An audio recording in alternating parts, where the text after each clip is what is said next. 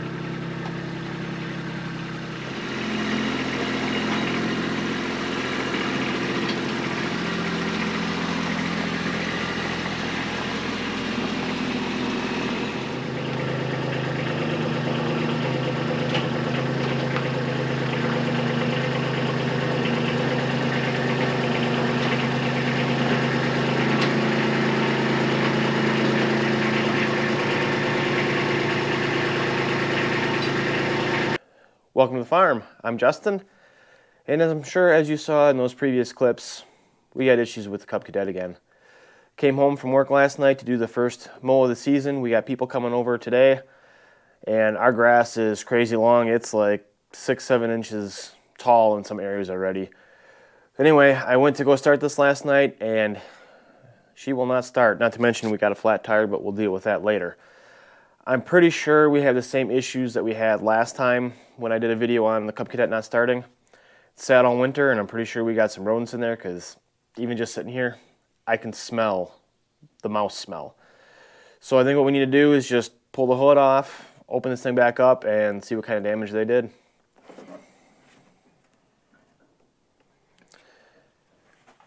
So on first look here, again, open up the hood, I can just smell the mice. But I can see we have a lot of corrosion down here by the starter. I don't know how well you can see it. And I also see parts of mouse nest hanging out here on the front of the engine, which I'm sure you can't see. So I think what we need to do is go ahead and disconnect our lights so we can pull this hood.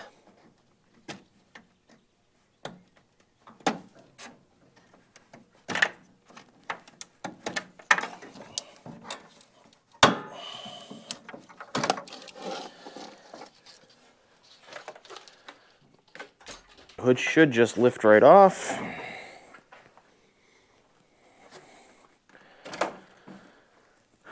So here's a shot at the front of the engine with the hood off, and you can definitely see we got rodents in there. So let's pull these 4 bolts, get this cover off.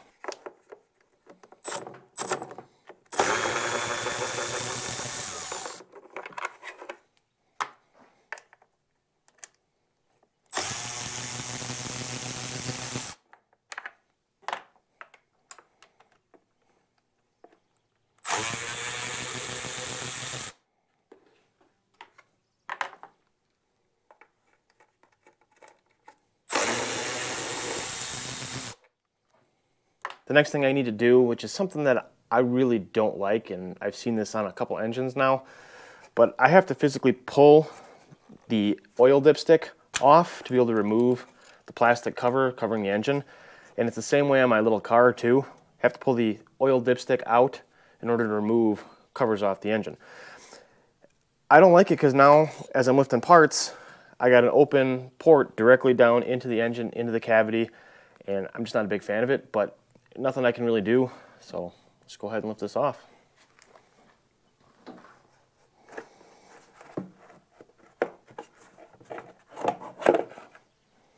Oh yeah, big old mouse nest. That would be a problem. Let's put our dipstick back in.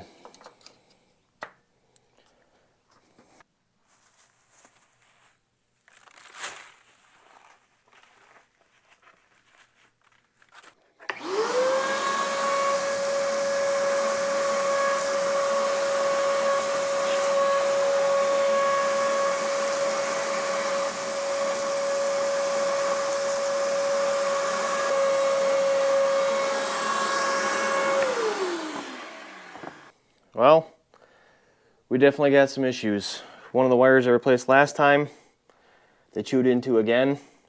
I don't think that would have stopped it from running because all the copper's still connected, but the big issue, they chewed right through the spark plug wire. So I'm going to have to go ahead and probably get brand new magneto assembly, and obviously we got a lot more cleaning out to do, but I got to see if I can hunt down a magneto. So I called a local Cub Cadet dealer. They do have this part in stock, so I'm going to go run and pick it up, but I want to bring the other one with me. So I'm just going to go ahead and pull this off.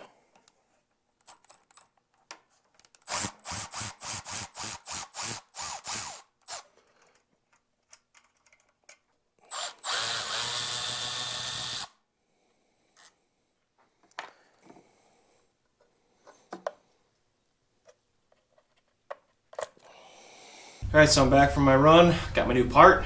It actually wasn't too bad. It was only 27 bucks. So I'm pretty happy about that. Not too expensive a fix. But before I go ahead and start putting this all back together, this engine is absolutely disgusting, and really the whole tractor could use a quick rinse down. So I think I'm going to try to get this outside, see if I can't get the pressure washer fired up, rinse this down real good, get it cleaned up real good, and then we can start putting it back together. Before I can push it outside, I got to take care of that flat tire. So the tire's got a little bit of a slit here in the sidewall. I'm hoping that it's going to be strong enough to hold. I don't recommend doing it this way, but I need to get this thing running and going, so that's what we're going to do. I have my air chuck at the compressor set to the right PSI so I can't overinflate this tire. And we're just going to add a little bit of air and see if it goes.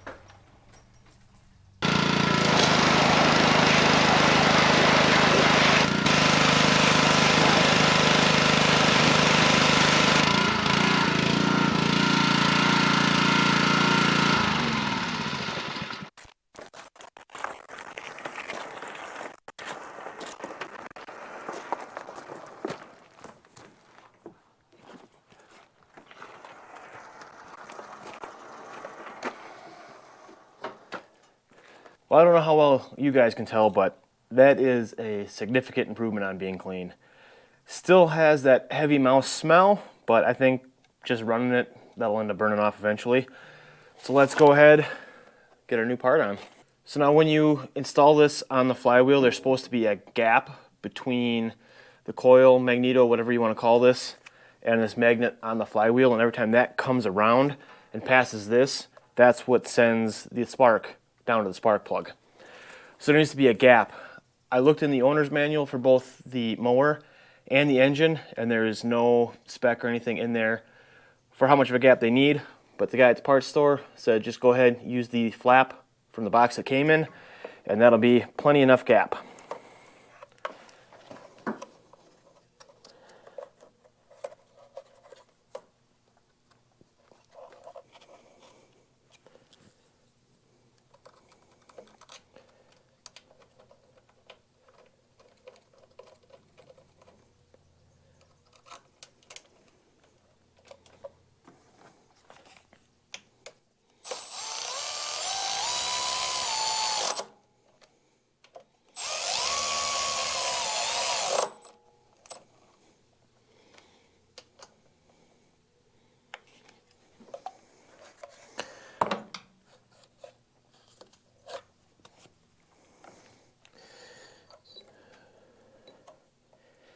Connect our white wire back on, and connect our new plug wire there. Perfect. So last thing I want to do is fix this little bit of wire here that got chewed. Pretty easy fix. I'm just going to cut out the two splices, splice in another piece of wire, and we should be ready to go. All right, moment of truth. Let's see if she'll fire.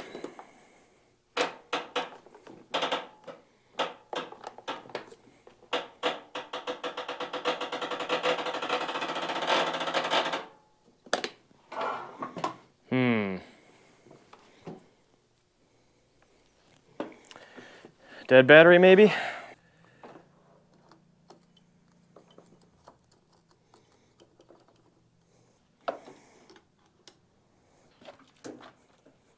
All right, so we got the battery charger on it, giving it a boost. Let's see if this thing will start. All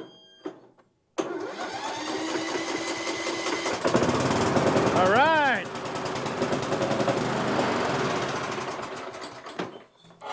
Took my foot off the brake. Let's try it one more time.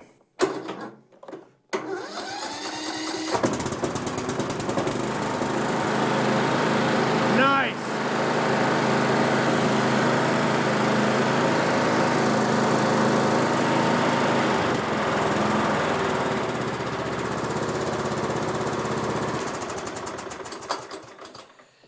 All right, let's get this closed up.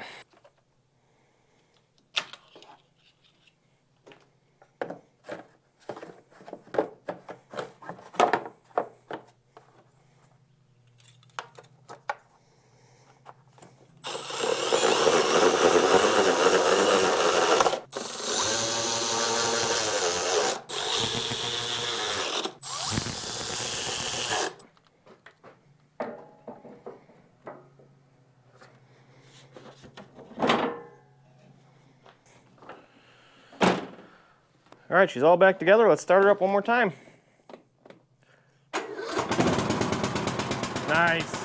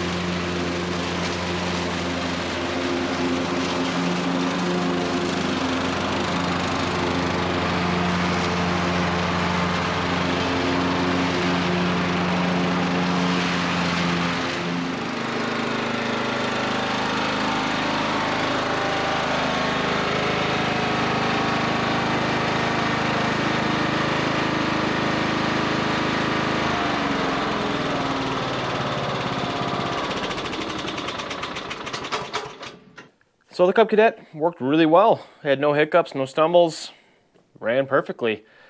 I do want to try to see, now that I shut it off, if the battery recharged or is holding a charge, if I need to charge it or get a new one. So let's start it back up and see what it does.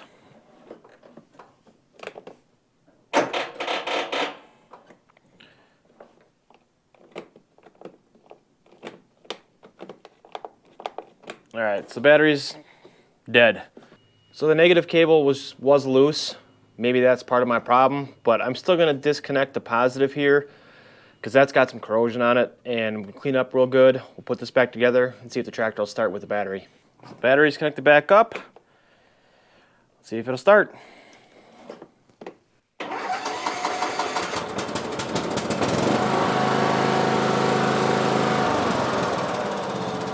Perfect.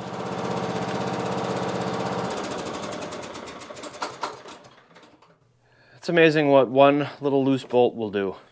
So, well, I'm happy. This thing's ready to go for the season. I probably could end up doing like an oil change at some point on it. We only ran it a couple times last season. The grass didn't grow much last year, so it doesn't have a ton of hours on that oil. Still might not be a bad idea to change it in the future. The other thing I gotta watch is that rear tire that we filled up, see if it goes flat again. If it does, we may look at putting a tube in it or getting a new tire depending upon costs. But that's going to do it for this one. I just want to say thank you so much for watching, and we'll see you in the next one. Bye.